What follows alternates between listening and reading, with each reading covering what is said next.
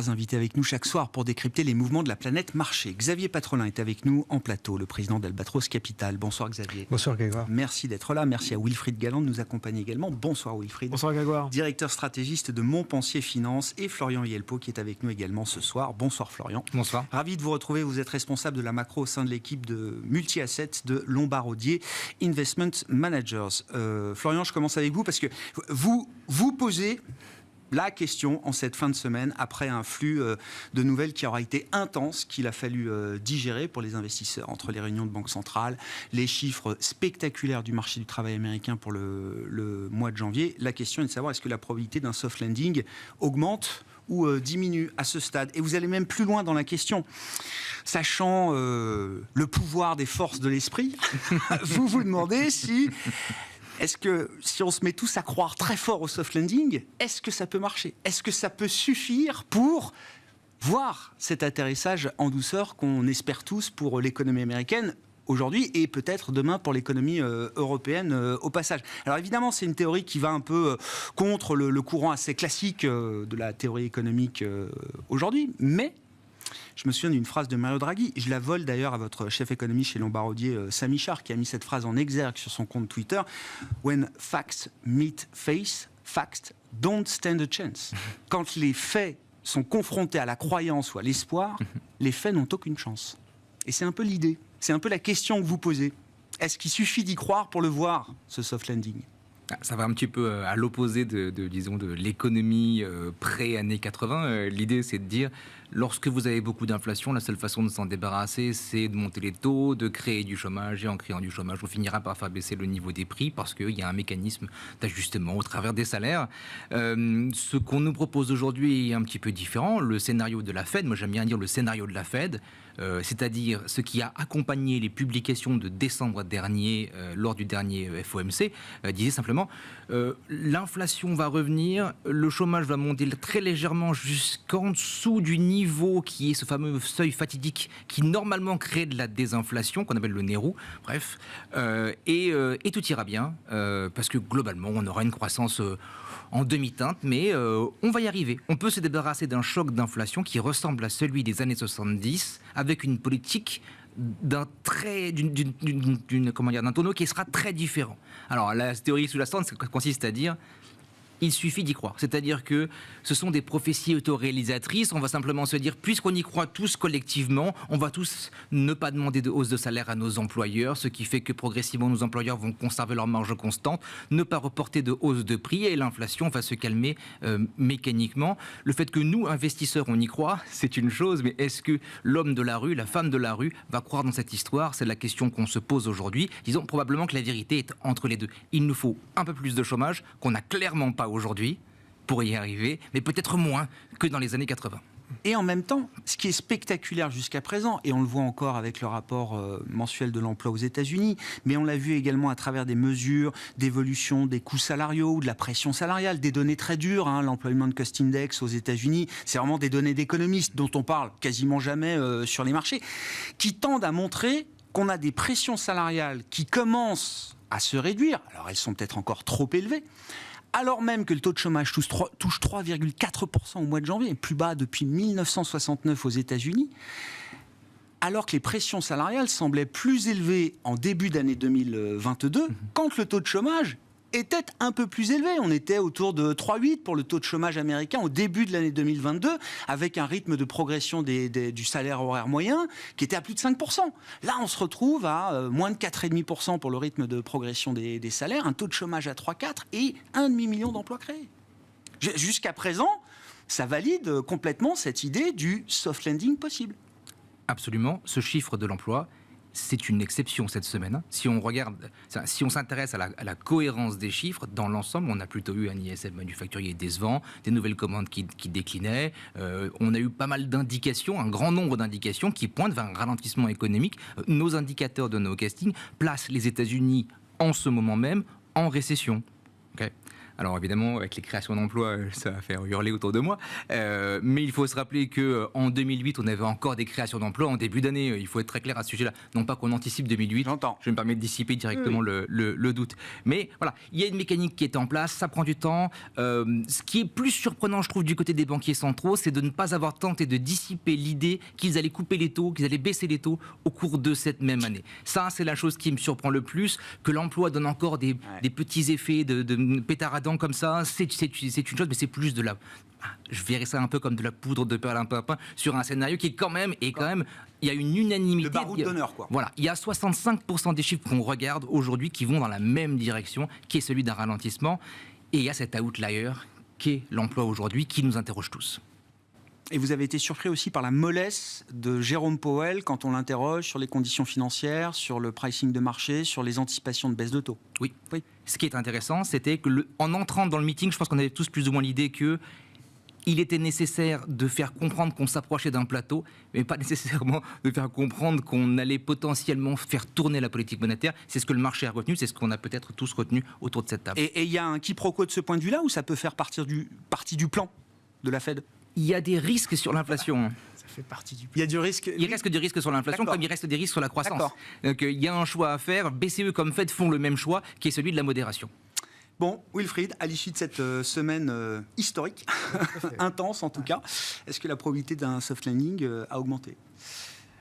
Je pense qu'on a... Alors, il faut se méfier en économie, effectivement, à la fois des prophéties autoréalisatrices, mais qui peuvent être très intéressantes, et en même temps du fameux biais cognitif qui consiste, en fait, qui est le biais de confirmation de Daniel Kahneman, qui consiste, en fait, à interpréter toutes les données en fonction de son scénario et à écarter toutes les données qui invalident ce scénario-là.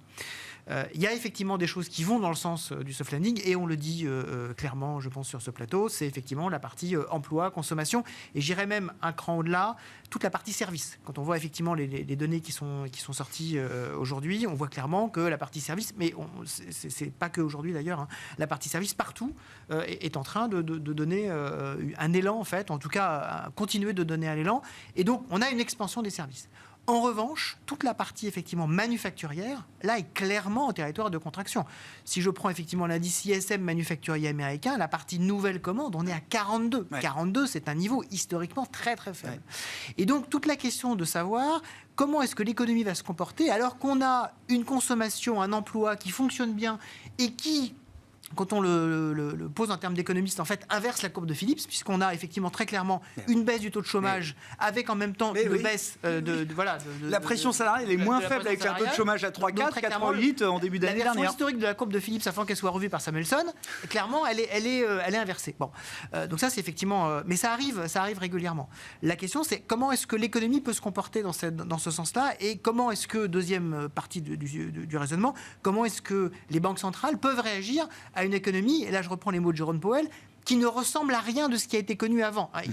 Et là, je suis moins dur que peut-être vous sur l'attitude de Jérôme Powell. Je pense que contrairement à l'attitude de la BCE, Jérôme Powell a essayé de se remettre au centre du jeu en ouvrant les scénarios et en disant j'ai mon scénario, vous le connaissez, c'est le fait qu'on va continuer à augmenter les taux parce qu'on a une pression salariale et on a une pression inflationniste qui continue à être importante, et donc on n'est pas encore suffisamment restrictif, mais on peut avoir d'autres scénarios, en particulier assis sur une baisse de matières premières, sur une baisse des matières premières énergétiques, sur le fait que le scénario de l'emploi se calme beaucoup plus que ce qu'on pense, avec moins de pression salariale, qui pourrait générer, pourquoi pas, et c'est là où tout le monde a été surpris, en plus de cette désinflation, il a employé le terme, ça c'était une surprise, pourquoi pas un scénario où on baisserait les taux à la fin de l'année. Ça veut dire qu'il quitte quand même le moment très volontariste qu'il y a eu, presque dogmatique, où on était en pilote automatique, voilà, et on réfléchissait assez peu, si ce n'est à la taille de la hausse de taux suivante. Là, on ouvre à nouveau le champ des possibles. Pour rentrer dans la réflexion. Moi, ça me plaît bien comme attitude. Et je pense que et à ce stade, ce pragmatisme est de bonne aloi. Ce pragmatisme est de bonne aloi, compte tenu de tout le chemin qui a été parcouru pour remonter quand même très vite. Hein, on a remonté très très vite les taux, hein, très très fortement. Et sur le fait qu'on va avoir quand même des effets retard de cette politique monétaire dans la politique économique. Donc là aussi, il nous dit, Christine Lagarde d'ailleurs le dit également, il va falloir à un moment donné qu'on se pose la question de savoir comment est-ce que tous ces effets-là vont s'intégrer. Et donc, réouvrir un peu les possibilités. Moi, je pense que le scénario de soft landing, il continue à tenir la route, mais on a quand même des éléments, en particulier sur la partie manufacturière, qui sont quand même relativement inquiétantes. On a une remontée des taux d'inflation en Asie depuis 2-3 mois, que ce soit au Japon, en Australie, en Corée. On a une remontée assez forte de l'inflation. Donc, ça veut dire que tout ceci n'est pas totalement stabilisé. Les marchés aujourd'hui ont l'impression, et à juste titre, que tout va dans le bon sens. Qu'on a des bons résultats, mais pas trop bons. Il y a un biais de sélection aussi dans les marchés, peut-être. Bons, mais pas trop bons. Oui. En tout cas, pas partout. L'inflation, elle est en train de baisser, mais pas trop. On est en train de relancer, mais c'est pas extraordinaire. La Chine relance, mais tout va bien. Voilà. Donc pour l'instant, on est un peu, on donne un prix à la perfection. Les choses vont probablement rentrer un tout petit peu dans l'ordre dans les semaines qui viennent pour qu'on sache un petit peu comment est-ce que tout ceci va se dérouler. Mais Jérôme Powell est en train de préparer le terrain pour permettre à la Fed de se mettre en pause assez vite, si nécessaire. Oui, et j'utiliserai peut-être même un autre terme. Je pense qu'il prépare les esprits à ce que la Fed se mette en retrait. On en discutait ensemble avant l'émission. Et effectivement, de dire que compte tenu des mécanismes inflationnistes d'aujourd'hui, très dépendants de l'offre, très dépendants des matières premières, en fait, peut-être est-il en train de reconnaître le fait que les banques centrales sont moins aux commandes de l'inflation. On n'est pas loin d'avoir fait tout ce qu'on pouvait. Voilà, et donc à un moment, il faut peut-être se mettre un cran en arrière et dire à tous ceux qui sont en charge de fluidifier les chaînes de valeur, de mettre en route la concurrence, de piloter les chaînes fiscales, de faire leur travail, comme le disait Mario Draghi avant, et eux de dire on est en soutien. Là, on a fait le boulot, on a encore un petit peu de travail peut-être à faire, mais ne comptez plus uniquement sur nous pour résoudre le problème. C'est pas parce qu'on va agiter la baguette magique monétaire que ça va se résoudre. Oui, les politiques macro-prudentielles, les politiques réglementaires ont aussi un rôle à jouer dans... On commence à parler de politique macro-prudentielle, on sait qu'on est chez les... Absolument. Merci Greg. Oui, bon, enfin, tout ce qui n'est pas la politique monétaire, quoi, pour dire les choses. Bon, Xavier, vos commentaires sur cette semaine assez incroyable. Et bon, je reprends la question, est-ce que la probabilité d'un soft landing a augmenté à l'issue de cette semaine ? Disons qu'on est aux confins du conjoncturel et du structurel. Je repartirai du marché du travail. Je crois que le marché du travail américain est dans une situation qui n'a pas d'équivalent depuis un demi-siècle. Et donc c'est ce qui fait que probablement nos critères d'analyse sont très biaisés. Puisqu'on a toujours mesuré l'action des banques centrales au travers de la période relativement récente de la déflation, au fond de surcapacité. Or, on est sur un marché du travail qui est en situation pénurie. Oui. Dans le petit mail que je t'ai envoyé, pour qu'on ait un peu un ordre d'idée, depuis le début des années 2000, le marché du travail américain se caractérise par le rapport suivant, c'est-à-dire que tu as 2 chômeurs pour une offre d'emploi, en moyenne. Aujourd'hui, tu as la situation inverse. Tu as un chômeur pour 2 offres d'emploi. Et ce phénomène s'est accéléré avec le Covid, mais a commencé depuis 2016-2017. C'est un phénomène structurel. Si ce phénomène... Alors ça est lié au vieillissement démographique, c'est lié à pas mal de choses. Là, il faudrait rentrer dans une analyse. Le coup d'arrêt sur l'immigration aussi. Cette dimension structurelle va contraindre les politiques monétaires, puisque mécaniquement, tu n'es pas aussi réactif si tu sais que par ton action, tu vas régénérer des surcapacités. Tu agis, si tu sais que de toute façon, ça n'aura pas d'impact ou très peu d'impact sur le marché du travail, au fond, ça ne sert à rien d'utiliser l'arme monétaire est inadaptée. Et je pense qu'on est dans cette situation-là. C'est-à-dire une situation où, au fond, il y a une dimension structurelle dans ce qui est en train de traverser, et pas uniquement l'économie américaine, mais toutes les économies.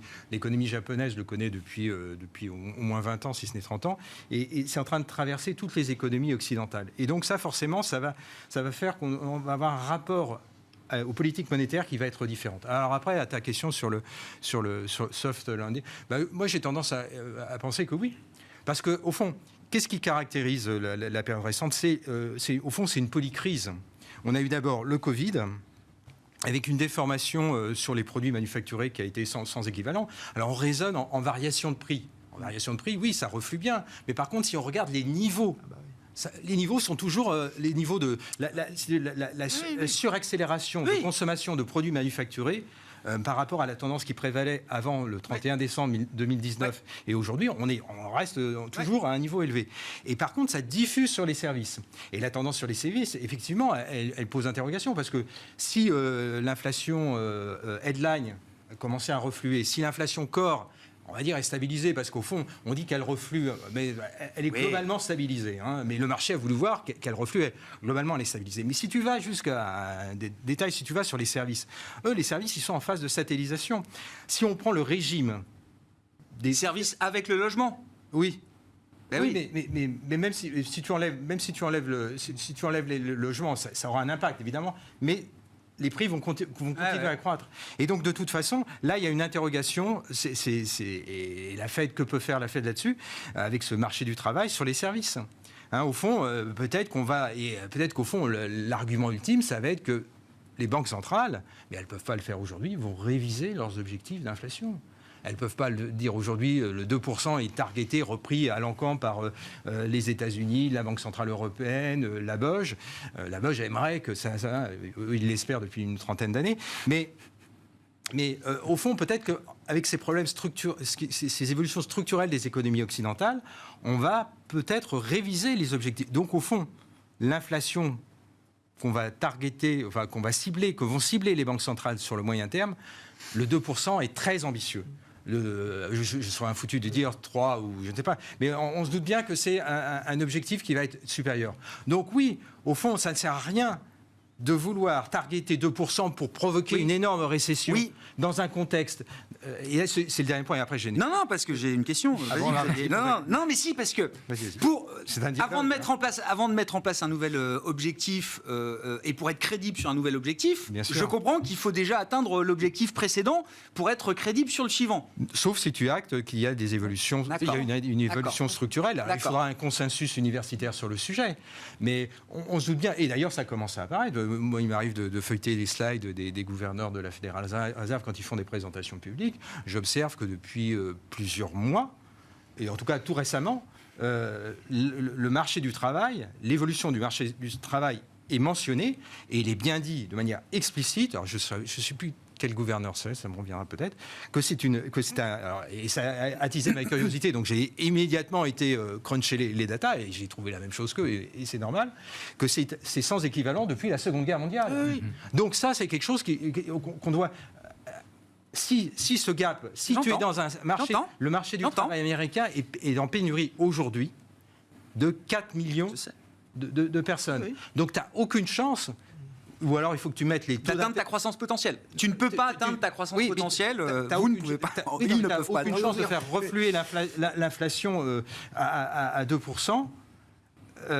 En utilisant l'arme des taux. Sinon, il faut utiliser l'arme des taux. Ah bah oui, mais de manière excessive. Voilà. De manière excessive. Et donc, quand on dit en cancérologie... Non, mais ça veut dire que vous dites, dans ce cycle, de voir une tendance d'un retour possible vers 2%, ça peut suffire à la Fed ?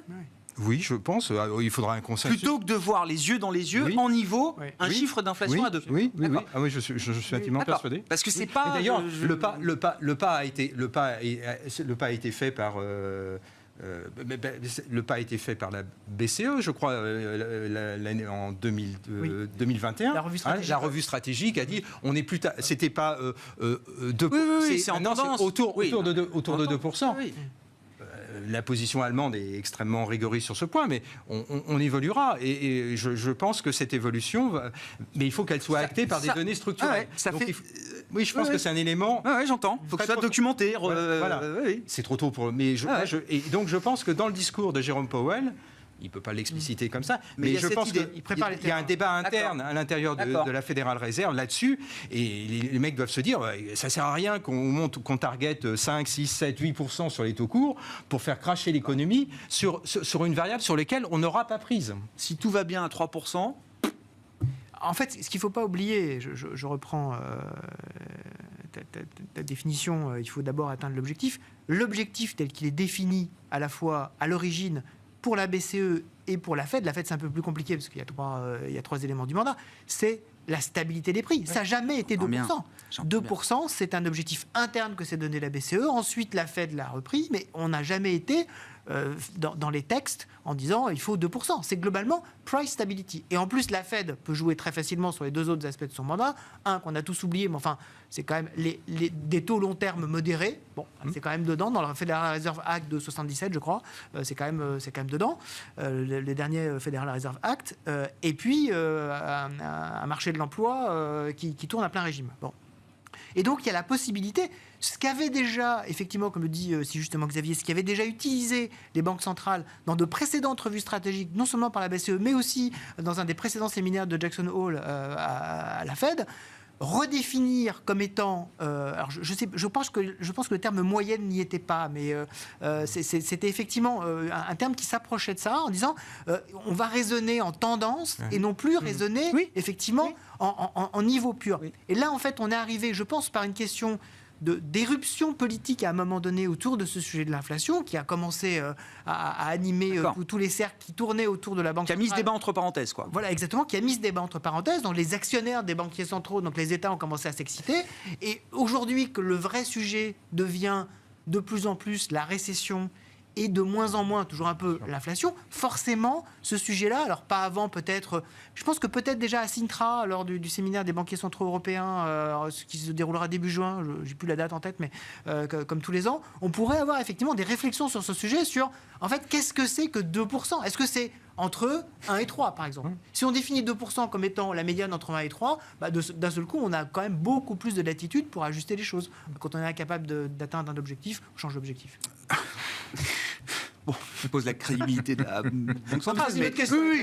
Non mais Florian, pour revenir à cette idée de soft landing, est-ce que le soft landing tel qu'on l'imagine dans ce cycle, j'entends, suppose que la Fed soit prête à s'arrêter à un moment où elle pourrait observer une tendance de désinflation suffisante pour être confiante dans l'idée qu'on n'arrivera pas trop loin des 2%, ou est-ce qu'il faut voir en niveau 2%?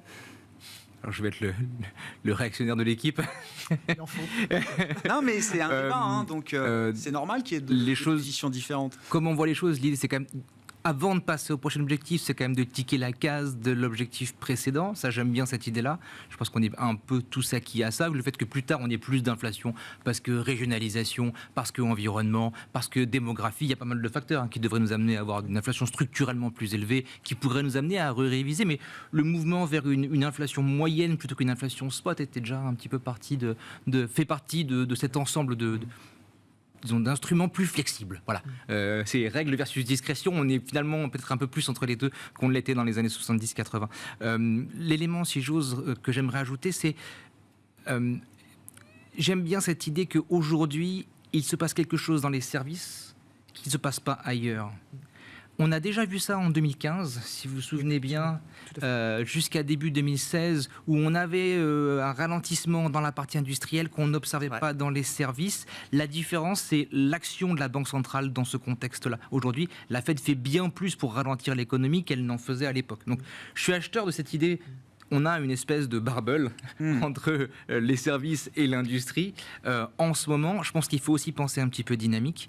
Si on laisse les taux là où ils sont aujourd'hui et que la Fed finit par, avec cette approche réaliste, à tenir le cap à un certain temps, les services finiront par être impactés. Mais ça prendra plus de temps. Les services, c'est historiquement quelque chose qui est moins sensible aux aléas de la conjoncture que l'industrie. On le sait tous. Et c'est la plus grande part de l'économie. Donc, on a ralenti la petite part très cyclique. Avant qu'on arrive à ralentir la grande part peu cyclique, ça va prendre du temps.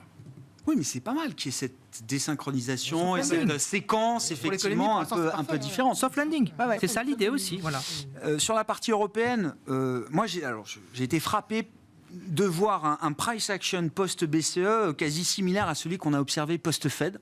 Alors, est-ce que ça pose la question du calendrier ? Est-ce que les deux réunions étaient trop proches et que le marché, avec un biais de sélection ou un biais de confirmation, a réagi de la même manière au discours de Christine Lagarde qu'à celui de Jérôme Powell ? Parce qu'on n'arrête pas d'expliquer que la BCE est partie en retard, qu'elle sortira plus tard de son cycle de resserrement monétaire, qu'elle a un degré de hawkishness aujourd'hui supérieur à celui de la Fed, qu'on n'a pas encore vu peut-être même le pic d'inflation en zone euro. Les chiffres de janvier sont compliqués à lire puisqu'on n'a pas eu d'estimation encore du côté de l'Allemagne, et on pense que l'inflation sera quand même plutôt un peu relevée une fois que Destatis aura réglé ses problèmes Haïti, et que de fait on ne voit absolument pas ce même processus désinflationniste qu'on peut observer aux États-Unis depuis plusieurs mois. Pourtant le marché a réagi exactement de la même manière. Pire encore, Pire encore. Le meeting était emballé à l'issue de la publication du communiqué initial. C'est-à-dire que dès le moment où on a lu 50 points de base à ce meeting de hausse et au prochain meeting encore 50 points de base, et puis ensuite, on verra bien, Après, on va se mettre en mode assessment. On a tous, je pense, plus ou moins pensé la même chose, modération et quasiment pivot. C'est-à-dire que c'est une modération de ce ton faucon qu'on a tous interprété collectivement comme la proximité immédiate d'un pivot, c'est-à-dire d'un moment où la BCE, comme la Fed, finirait par couper les taux, ce qui est d'ailleurs pricé déjà, d'ores et déjà, dans la courbe des taux. Donc on a vu on a lu une convergence entre le marché et le banquier central sur 2 meetings consécutifs. C'est dur de ne pas voir le pattern, de ne pas avoir un biais de confirmation dans ce cas-là.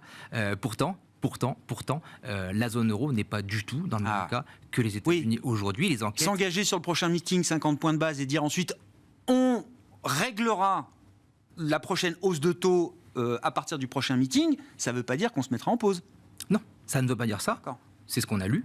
Mais ça n'est pas ce que ça veut dire. Surtout dans une conjoncture, dans un cycle où la plupart des enquêtes qui sont les indicateurs avancés, disons, de la zone euro, montrent un rebond. Si vous regardez les enquêtes de la Commission européenne qui ont été publiées lundi, on a un rebond inattendu et pas un rebond de niveau bas. Comme c'est le cas en Chine aujourd'hui, on a un rebond de niveaux qui sont au niveau de la moyenne historique. Donc on est sur la croissance moyenne historique et on a un rebond.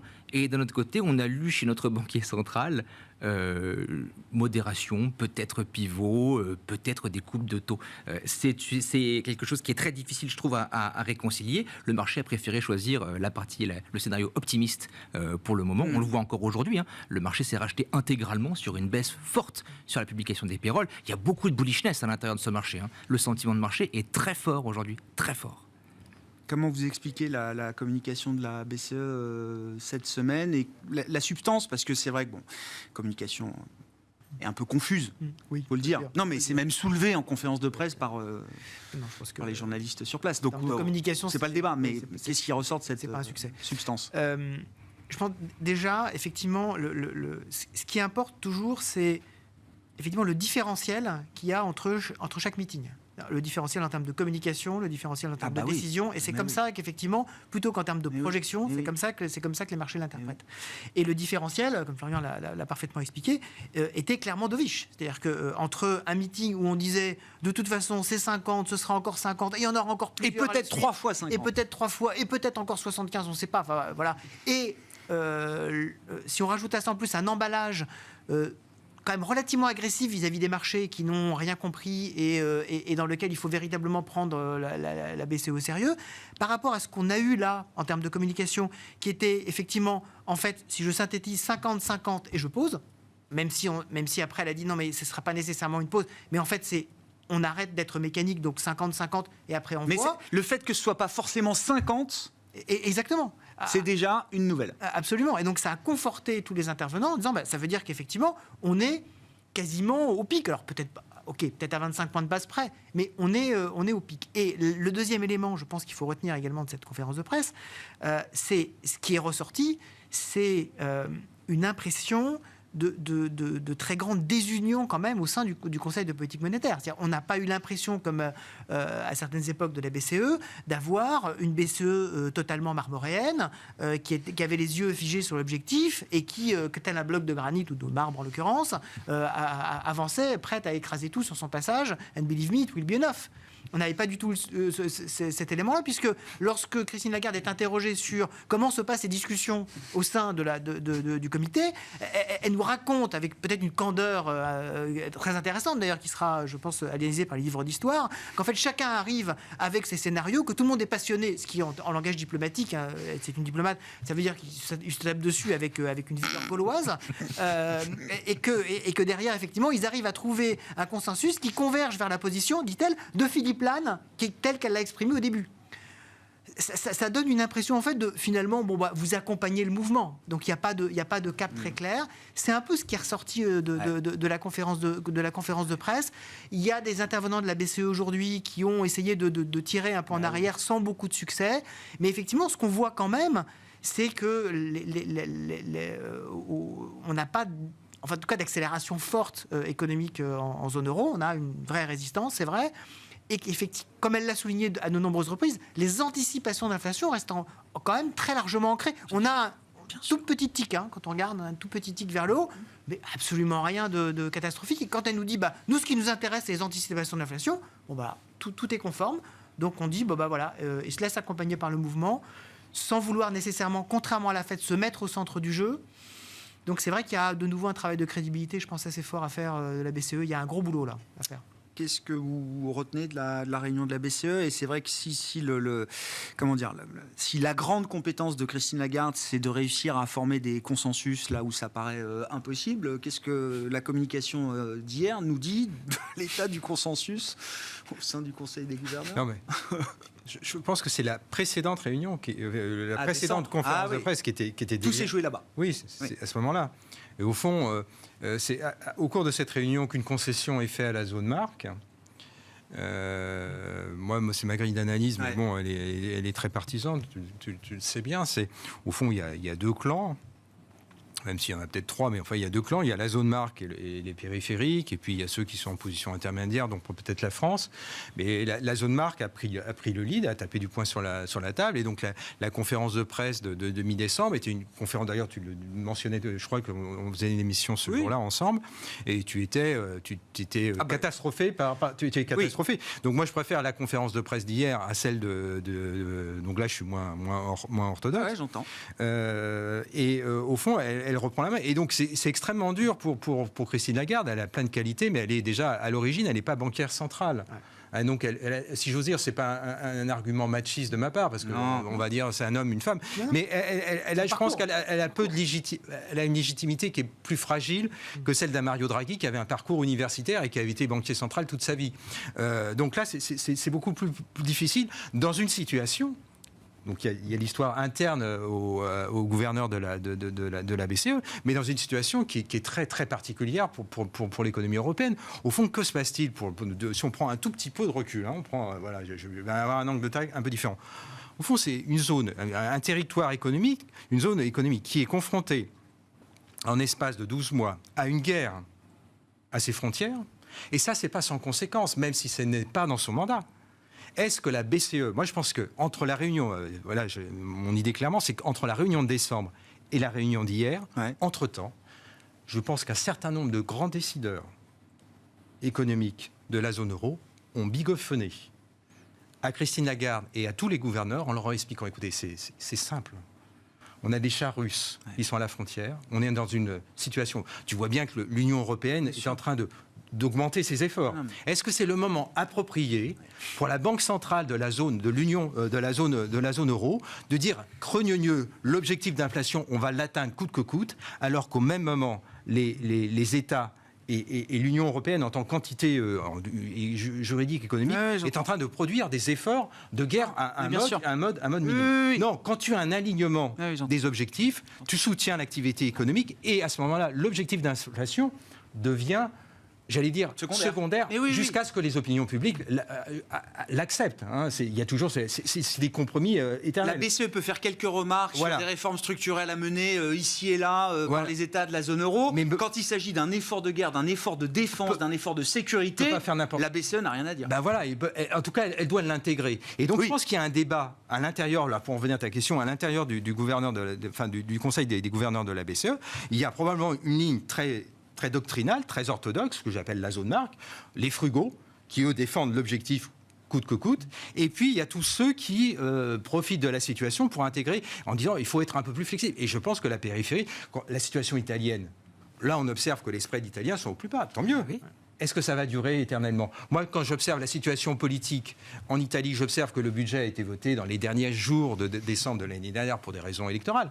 Mais j'observe que la première ministre italienne, la présidente du Conseil, fait des déclarations, pour le moins, assez fermes sur ses rapports avec l'Union européenne. Oui, elle maintient une tension avec la BCE, avec la Commission. Oui, j'observe que la BCE, dans sa revue stratégique, a bien ciblé le système bancaire italien. Ça veut donc dire que la BCE, dans sa revue stratégique, a diagnostiqué pour l'exercice 2023 des risques, un certain nombre de risques pour le système bancaire, et notamment des risques économiques, voire systémiques. Donc tous ces gens-là Ils ne peuvent pas faire... tu vois, et donc, moi, à mon avis, l'erreur, c'est la réunion du 16, où le positionnement du 16 décembre, où le positionnement était beaucoup trop au quiche, beaucoup trop violent. Et là, alors, peut-être... Ça, c'était pour éviter de faire 75. Voilà. Parce que il y avait, les Faucons auraient voulu faire 75, et pour ne pas faire 75, il a fallu tenir ce discours de pré-engagement sur... La confusion apparente traduit le fait que, non, il faut conserver de la flexibilité. Tu es sur du verglas. Ouais. Donc il faut, tu vois, il faut y aller doucement, quoi. Y aller doucement. Oui. Vous disiez, Florian, j'en reviens quand même au marché, à l'investissement. Il y a beaucoup de bullishness dans ce marché. Qu'est-ce que ça veut dire? Parce qu'il y a même un moment où on est un peu enivré et on a ce sentiment, un peu ce vertige des cimes, quoi. C'est-à-dire que... On arrête de regarder les valorisations. D'accord. Et ça, c'est rarement une bonne idée. Non, mais on refait des plus hauts historiques. Alors, je sais que les plus hauts historiques sont faits pour être dépassés, etc. Mais c'est toujours un moment où, après 25% de rebond en Europe, je sais pas, 50% en Chine, en quelques mois, on se dit, attends, est-ce que c'est le moment encore de payer et de renforcer ou est-ce qu'il ne vaudrait mieux pas que je commence à couper un peu et à prendre des profits? Syndrome de la falaise. Ouais, bah voilà. Je pense qu'on doit tous faire preuve de pragmatisme, pas que nos banquiers centraux. Ouais.